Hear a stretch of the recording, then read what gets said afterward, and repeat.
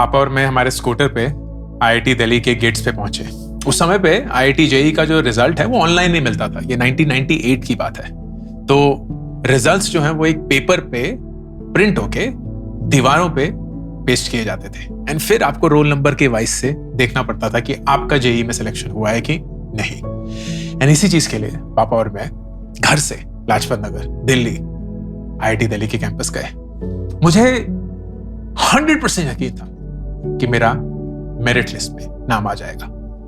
थोड़ी भीड़ भाड़ थी, भीड़ भाड़ में से थोड़ा सा धक्का मुक्की करके हम फ्रंट पे पहुंचे और फिर रोल नंबर से मैंने उंगलियों से धीरे धीरे धीरे धीरे अपने रोल नंबर को ढूंढने की कोशिश करी। एक रो खत्म हो गई, नहीं मिला। दूसरा रो खत्म हुई, नहीं मिला।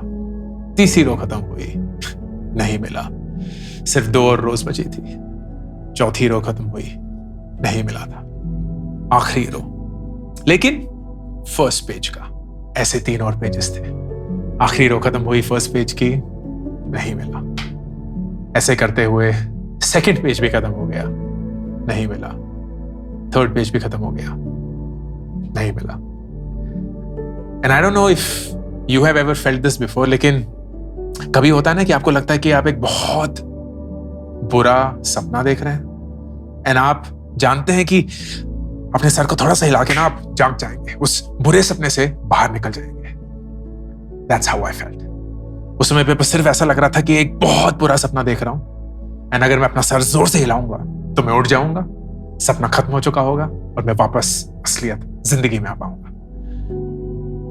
लेकिन वो असलियत थी, वही जिंदगी थी। एक बार फिर से, एक बार फिर से, एक बार फिर से नहीं मिला। और मैंने पापा को बोला कि नहीं है रोल नंबर। उनको यकीन नहीं हुआ। उनको लगा कि मैंने कोई गलती करी होगी, तो उन्होंने ट्राई किया। And that was my first experience in 1998 में, जब एक ऐसा सदमा लगा जिससे लगा कि पूरी जिंदगी खत्म हो चुकी है। अगर आपने कभी सीए का एग्जाम दिया है, यूपीएससी का एग्जाम दिया है, जेईई का एग्जाम दिया है, नीट का एग्जाम दिया है, सीयूईटी का एग्जाम दिया है, या कोई भी और ऐसा एग्जाम जिसमें आपको यकीन था या एक इच्छा थी कि आपका नाम आ जाएगा, लेकिन तब भी नहीं हुआ, तो वो सेटबैक उस समय पे ना बहुत बहुत भारी होता है। एंड इस वीडियो में मैं आपको ये सिखाना चाहता हूं या ये दिखाना चाहता हूं कि उस सेटबैक से कैसे उभर सकते हैं, so that setback does not go on to define your life. आज सुबह ही मुझे एक ईमेल आई एक ऐसी लड़की की जिसने 6 साल सीए के एग्जाम के अटेम्प्ट मारे और 6ठे साल जाकर उनका हुआ। और फिर उन्होंने एक बिग 4 ज्वाइन करी, जो उनकी जिंदगी का अरमान था कि मैं बिग 4 ज्वाइन करूंगी as a CA. And then the first 4 months itself उनको यकीन हो गया कि ये जॉब, ये इंडस्ट्री, ये पेशा उनके लिए नहीं है। And that can be so damaging, right? क्योंकि उनकी ईमेल थी कि मैं 30 साल की हो चुकी हूं, मैंने अपनी जिंदगी के 6 साल इस एग्जाम को क्लियर करने में लगा दिए, कर भी दिया, one of the toughest examinations in the world, and आप उस एग्जाम को पास करके भी मुझे खुशी नहीं महसूस हो रही। What I thought my life would be is not what it is. So here are the lessons that I have learned from my academic setbacks, जो आपको ना सिर्फ एक एकेडमिक सेटबैक लेकिन जिंदगी में किसी भी और सेटबैक के लिए शायद तैयार कर सकते हैं। नंबर 1, जो भी आप महसूस कर रहे हैं ना दोस्त, उसको इग्नोर मत करिए, उसको कंट्रोल करने की कोशिश मत करिए, उसको एलिमिनेट करने की कोशिश मत करिए। जो आप महसूस कर रहे हैं वो आपके इमोशंस हैं। हम इंसान हैं, जज्बाती इंसान हैं, और ये जज्बात बहुत जरूरी है जिंदगी जीने के लिए। तो आप दुखी हैं, आप रोना चाहते हैं, आप किसी से बात नहीं करना चाहते हैं, आप लोगों से दूर भागना चाहते हैं, आप खाना नहीं चाहते हैं, आपको नींद नहीं आ रही है, वो हर एक जज्बात, वो हर एक इमोशन जो आप फील कर रहे हैं, please go through that, don't deny yourself that, क्योंकि ये एक बहुत इंपॉर्टेंट फेज है इस प्रोसेस, इस सेटबैक से बाहर निकलने का। Don't deny yourself the emotions that you are feeling. And ये ना खासकर हमारे कल्चर में बहुत जरूरी है, क्योंकि हमारे कल्चर में जब भी कोई फेल होता है ना, तो हमारा एक ही रिस्पॉन्स होता है, कोई बात नहीं, कोई बात नहीं, आगे बढ़ो, आगे बढ़ो, आगे बढ़ो। और हम लोगों को सिर्फ आगे बढ़ाने की कोशिश करते रहते हैं। हम कभी भी रुक कर उनको, उस फेलियर को महसूस करने की कोशिश नहीं करते। एंड फेलियर को महसूस करना ये नहीं है कि आप एक फेलियर अपने आप को करार देंगे ना। उसका मतलब ये है कि जब आप उस फेलियर को, उस वाक्य को, उस क्षण को महसूस करेंगे, you will go through everything that is required to emerge from this setback. That's number one. Number two, ये सबसे मुश्किल होता है उस वक्त में अपने आप को बता पाना, इसीलिए जितना भी आप कोशिश करके इस चीज को रिमाइंड करवा सकते हैं अपने आप से, इस वीडियो को बार बार देखकर, अपने दीवार पे ये छापकर, अपनी नोटबुक में ये लिखकर, अपनी आवाज में ये खुद रिकॉर्ड कर कर, it is important that you remind yourself कि ये मोमेंट आपकी जिंदगी में आपकी लाइफ को नहीं डिटरमिन करेगा। ये मोमेंट आपकी लाइफ को डिटरमिन नहीं करेगा। ये मोमेंट एक छोटा मोमेंट है एक बहुत लंबी लाइफ का, एंड इट विल नेवर, चाहे वो सक्सेस भी होता, it will never ever go on to define your life. अगर आप उस एग्जामिनेशन में पास भी हो जाते, अव्वल नंबर भी ले आते, वो एक क्षण, वो एक मोमेंट, वो एक स्टेप आपकी जिंदगी को डिफाइन नहीं करता है। Life is so big, so large, so long that every single step just keeps getting added. It individually is not bigger than your entire life. तो चाहे वो सक्सेस हो या फेलियर हो, this moment will pass. This moment will pass.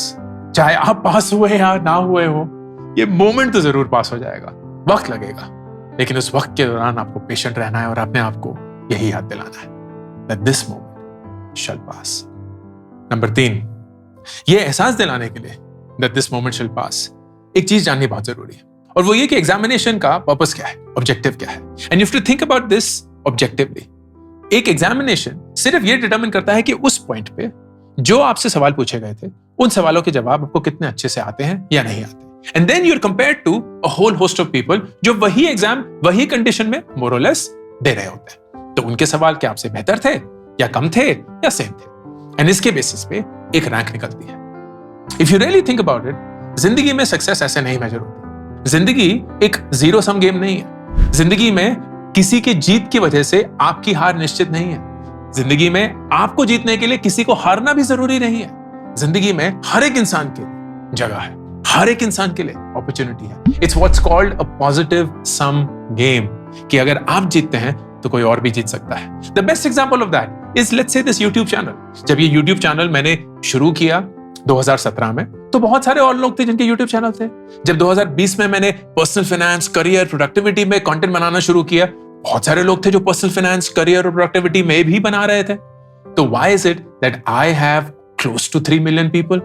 Because there is space for everyone. आप ना सिर्फ मुझे पर किसी और कंटेंट क्रिएटर को भी फॉलो कर सकते हैं, and you draw the best from them.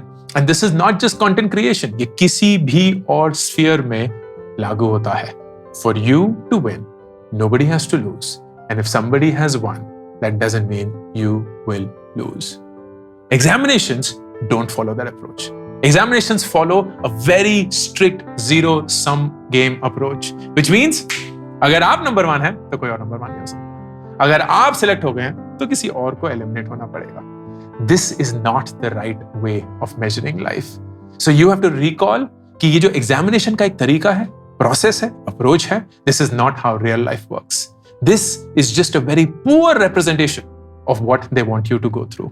लेकिन ये जिंदगी नहीं डिफाइन करता, ये जिंदगी के सक्सेस पैरामीटर्स को नहीं इनकॉर्पोरेट करता, and that will hopefully help you reconcile कि ये मोमेंट पास हो जाएगा।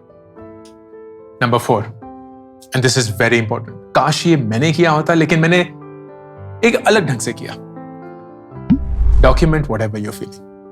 Document everything that you're feeling. पता क्यों? क्योंकि कुछ साल बाद जब आप जिंदगी में आगे बढ़ चुके होंगे ना, जब ये एग्जाम अपनी जिंदगी में उतना इंपॉर्टेंट नहीं होगा जितना आज लगता है, जब आप जिंदगी में इस एग्जाम के बहुत आगे निकल चुके होंगे, ये एग्जाम होना या ना होना एक बहुत पुराना मेमोरी रह गया होगा, you will not remember what it felt to be in this moment. आपको याद नहीं रहेगा। इसीलिए याद रखना जरूरी है। और याद रखना जरूरी क्यों है? याद रखना जरूरी क्यों है? क्योंकि ऐसा मोमेंट फिर से आएगा। ऐसा तो है नहीं कि जिंदगी में आप पहली बार हारे हैं। आप जिंदगी में बहुत बार हारेंगे, बहुत बार ये सेटबैक्स आएंगे, लेकिन हर बार जब वो सेटबैक आएगा ना, आपके पास एक अप्रोच होना चाहिए of how to deal with it. और वो अप्रोच पता कहां से आएगा?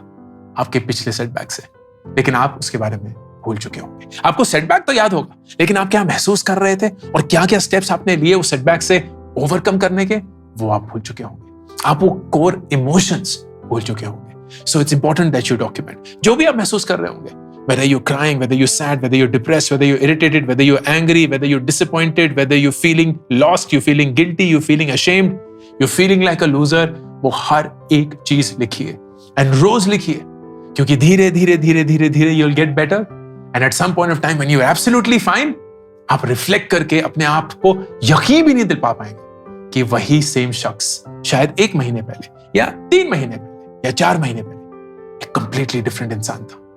मैं उसको पहचान भी नहीं पाता। आज मुझे याद नहीं है कि 98 वाला वो अंकुर कैसा था। जो भी मैंने वाकया इस वीडियो की शुरुआत में आपके लिए बताया, वो सिर्फ थोड़ी बहुत याददाश्त है और वो भी धीरे धीरे धीरे जाती रहेगी। काश मैंने लिखी होती, काश मैंने डॉक्यूमेंट किया होता, काश मैंने व्लॉग किया होता, काश मैंने जो भी मेरे वो इमोशंस थे उसको कैप्चर किया होता। Please do that because it will help you overcome the next time you face another setback. लेकिन अब आते हैं सबसे इंपॉर्टेंट पार्ट में, एंड वो इंपॉर्टेंट पार्ट है कि ये सेटबैक तो हो चुका है, इससे आगे कैसे बढ़े।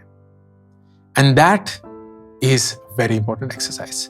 चाहे वो सेटबैक एक एकेडमिक सेटबैक हो, एग्जाम पास नहीं किया, एक प्रोफेशनल सेटबैक हो, इंटरव्यू पास नहीं हुआ, एक पर्सनल सेटबैक हो कि आप किसी रिश्ते को जीतना चाहते थे, हासिल करना चाहते थे, बनाना चाहते थे, वो नहीं हो पाया। Whatever the nature of that setback is, here is a 3-step process that almost always works.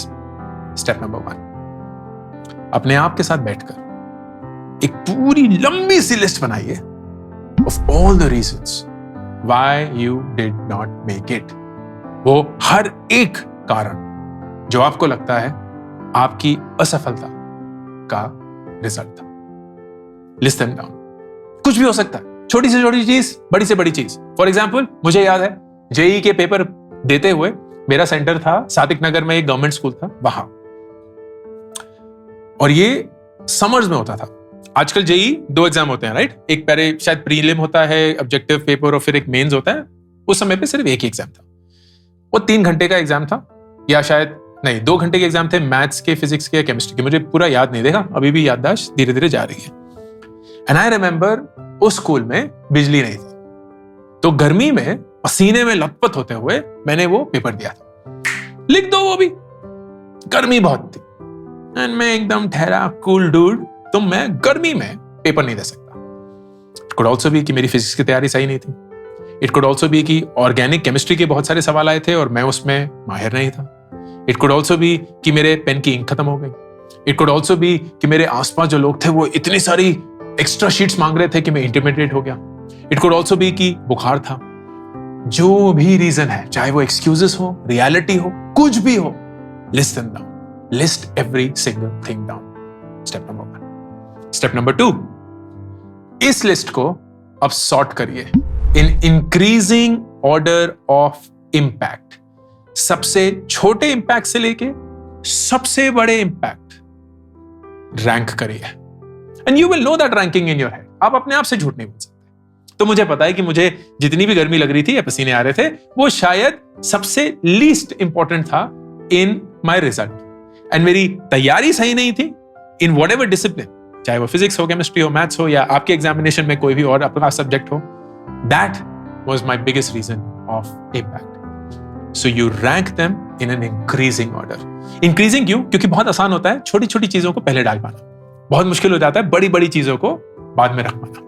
तो आप उससे शुरू नहीं करेंगे, आप छोटी छोटी चीजों से शुरू करेंगे, and you will make that list. उस लिस्ट को गौर से देखिएगा, घूरिएगा उस लिस्ट को 5 मिनट, 10 मिनट, क्योंकि that list will shout out to you कि यार ये लिस्ट ना शायद पूरी तरह से सही नहीं है। There are some things that you are adding और सब्ट्रैक्टिंग या ऊपर नीचे आप कर रहे हैं जो कि सही रैंक नहीं है। रैंक देना बहुत जरूरी है, ये एक जीरो सम गेम होगा।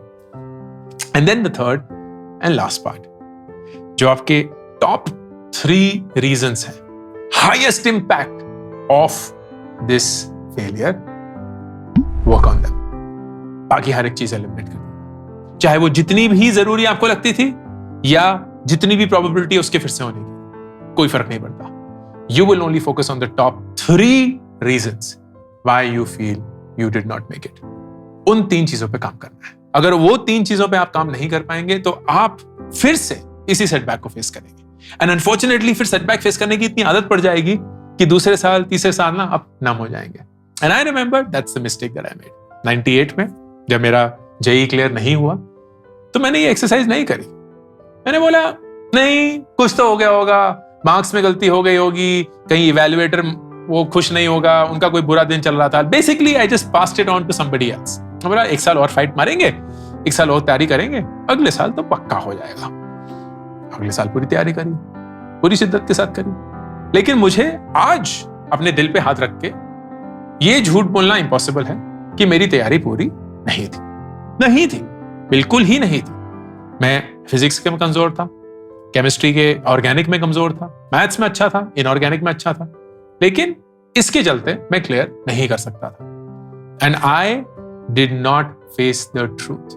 तो अगले साल फिर से वही हुआ। लेकिन अगले साल ना, जो ये इमोशंस मैंने वीडियो के शुरू में आपके साथ जाहिर किए, वो फील नहीं हुए। इट वाज ऑलमोस्ट लाइक जब मैं गया था 1999 में अपना रिजल्ट देखने, आई न्यू कि मेरा नहीं हुआ। शुरू से पता था। 98 में जो मुझे विश्वास लगता था, वो विश्वास एकदम खत्म हो चुका था। And that made me realize कि मैं ना इस सेटबैक के अधीन हो चुका। I've just gotten used to it. And ये मुझे नहीं करना था। It was after that I began to change my life.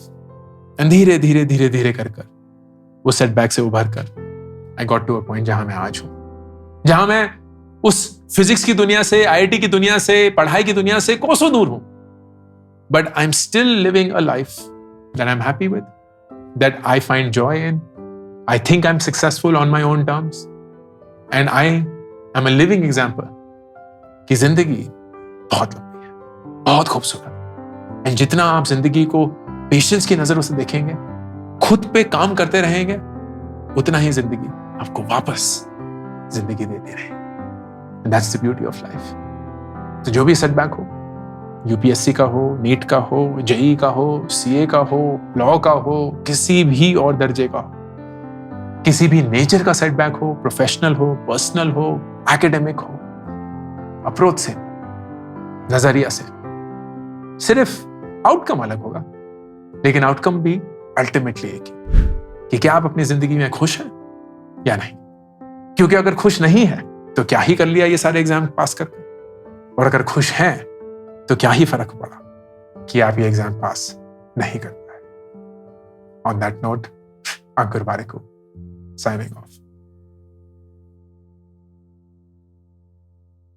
मैंने 2 किताबें अभी तक रिलीज करी हैं, do epic shit and get epic shit done. Do epic shit is more about life के बारे में सोचना, रिफ्लेक्ट करना। बहुत सारे फेलियर जो मेरी जिंदगी में मेरे साथ हुए हैं, वो मैं आप सब लोगों के साथ शेयर करता हूं। And get epic shit done में मैं 36 ऐसे लाइफ के सवालों के जवाब देता हूं जो हर एक इंसान की जिंदगी में उनको कभी ना कभी पूछना पड़ता है। ये दोनों किताबें 4 लाख कॉपीज बेच चुकी हैं and I would love for you to pick one of them for you और your best friends. Link pin comment और डिस्क्रिप्शन में।